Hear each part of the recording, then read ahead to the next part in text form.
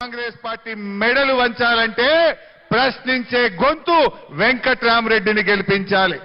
గాలి అనిల్ కుమార్ ను మీరు గెలిపించి మాకు శక్తిని ఇవ్వండి. రేపు అసెంబ్లీలో మీ తరఫున మేం కొట్లాడతాం. మహిళలకేమన్నాడు? అక్క చెల్లెలకు మహాలక్ష్మి ఇస్తా. 6 గ్యారంటీల్లో మొదటి హామీ మహాలక్ష్మి. మొదటి దానికే మంగళం పాడిండు. ప్రతి మహిళకు 2500 ఇస్తా అన్నాడు. వచ్చినాయే ఎంత ముద్దుగా చెప్పిండో చూడండి. అబద్ధం జూటా మాటలు, రేవంత్ రెడ్డి మాటలు. దగ్గర నగదు ఉంటేనే బెల్ట్ షాపులలో ఇస్తున్నాడు. అవునా? అందుకే మా అక్కల కష్టాలు చూసి నగదు మా అక్క దగ్గర ఉంటే పిల్లల చదువులు, ఇంటి ఖర్చులు, పండుగ పూట చుట్టం వస్తే ఇంత మంచి చెడ్డ చూడడానికి ఉంటుంది. అందుకే ప్రతి నెల 1వ తారీఖు నాడు ప్రభుత్వ ఉద్యోగికి జీతం వచ్చినట్టుగా ప్రతి నెల 1వ తారీఖు నాడు ఆడబిడ్డల ఖాతాలో 2500 రూపాయలు ప్రతి నెల ఆడబిడ్డల ఖాతాలో వేయాలని ఇంటి ఆయన వచ్చినాయా 2500 మీ అమ్మకో, మీ భార్యకో, మీ చెల్లెకో ఎవరికన్నా వచ్చినాయా?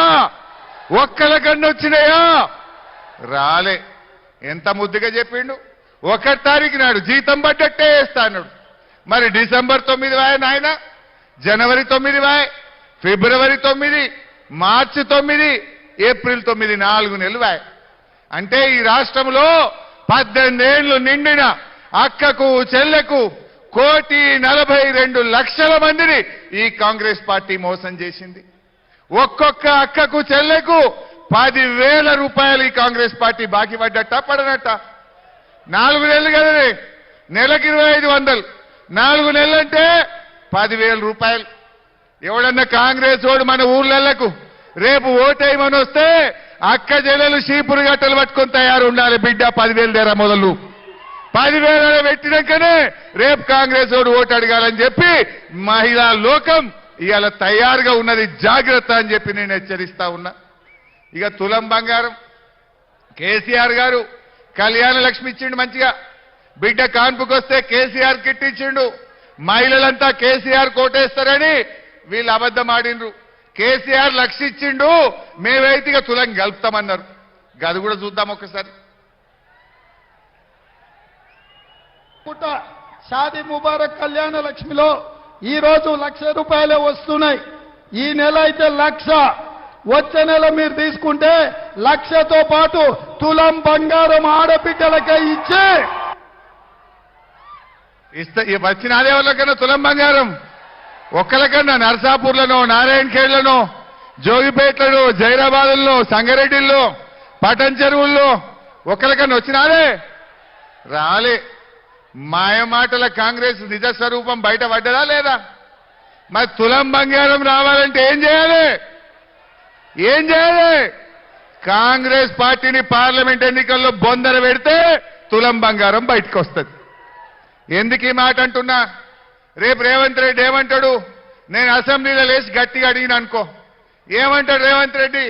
ఏమయ్యా హరీష్ రావు, నువ్వు బాగా మాట్లాడుతున్నావు, నేను 2 లక్షల రుణమాఫీ చేస్తా అని ఎగ్గొట్టినా, 15,000 రైతు బంధు ఇస్తా అని మోసం చేసిన, రైతులకు వడ్లకు మక్కలకు 500 బోనస్ ఇస్తా అని ఎగబెట్టిన, మహిళలకు నెలకు 2,500 ఇస్తా అని ఆగం చేసిన, ఆడపిల్లల పెళ్లిలకు తులం బంగారం ఇస్తా అని మోసం చేసిన, ముసలోళ్లకు 4,000 పింఛన్ ఇస్తా అని ముసలోళ్లను నిండా ముంచిన, నిరుద్యోగ యువతకు 4,000 పెన్షన్ ఇస్తా అని యువకులను ఆగం పట్టించిన, ఆడపిల్లలకు స్కూటీలు కొనిస్తా అని ఆడపిల్లలకు మోసం చేసిన, ఇంతమందిని మోసం చేసినా నాకు కాంగ్రెస్ పార్టీకే ఓటేసిండ్రు, ఇక ఇయ్యపో అని అనడా? మరి ఆయనను ఇచ్చేటట్టు చేయాలంటే ఏం చేయాలి?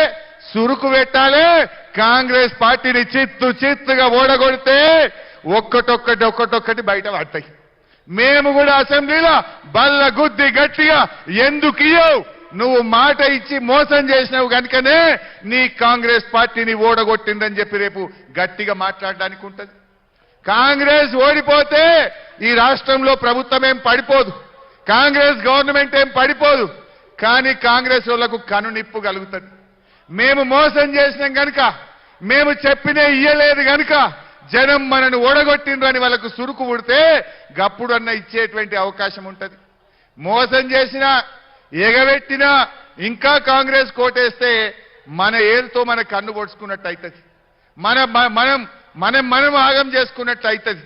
ముసలోళ్ళకి 4,000 పింఛన్ ఇస్తా అని చెప్పిండు. అప్పుడు వచ్చింది ఎవరికన్నా? ఒకసారి గది కూడా చూడు ఎంత మంచిగా చెప్పిండో. పెన్షన్ ఎంత వస్తుంది? 2,000 వస్తుంది కదా. వచ్చే నెల నీకు 4,000 నీ ఖాతాలో పడతాయి. వచ్చే నెల డిసెంబర్ 9 నాడు పెద్దమ్మ 2,000 కాదు, ఇందిరమ్మ రాజ్యం వచ్చి నీకు 4,000 రూపాయల పెన్షన్ వస్తుంది. ఎవరు అడుక్కునే పని లేదు. ఇంతకుముందే సీన్ చెప్పి నీ మనోడు వచ్చి నీ కాళ్ళు ఒత్తుతాడు, పెట్రోల్కు 500 1000 ఇయ్యమని. ఇప్పుడు మనమడు ఒత్తుతలేడు కానీ రేవంత్ రెడ్డి వచ్చి ఒత్తాలి అందరి. అంతే కదా. వచ్చినాదా 4,000 పెన్షన్ వాళ్ళకన్నా? ఎవరికన్నా వచ్చింది ఆ ఊళ్ళ? ఏమన్నాడు? డిసెంబర్లో 4,000 వస్తుంది అన్నాడు. డిసెంబర్ 9 తారీఖు మా రాజ్యం రాగానే 4,000 పెన్షన్ ఇస్తా అని అవ్వాతాతలు ఓట్లు వేసుకున్నాడు. కుర్చీలో కూర్చోగానే అవ్వాతాతలను మర్చిపోయిండు. ఉన్నాయా? 4,000 వచ్చినాయా? ఈ రాష్ట్రంలో 42,80,000 మంది ఆసరా పెన్షన్దారులను ఈ కాంగ్రెస్ పార్టీ ప్రభుత్వం మోసం చేసింది. ఇలా చీటింగ్ కేసు పెట్టద్దా? బాండ్ పేపర్లు రాసిచ్చారు. బాండ్ పేపర్లు ఎవరు రాస్తారే? ఊళ్ళో ఎవరన్నా ఎకరం భూమి కొనుక్కుంటే భయానిస్తే బాండ్ పేపర్ మీద రాసుకుంటారు. కోర్టులో పోయినా కులంలో కూర్చున్నా పంచాయతీలో కూర్చుంటే బాండ్ పేపర్కు చెల్తదని నమ్ముతారు.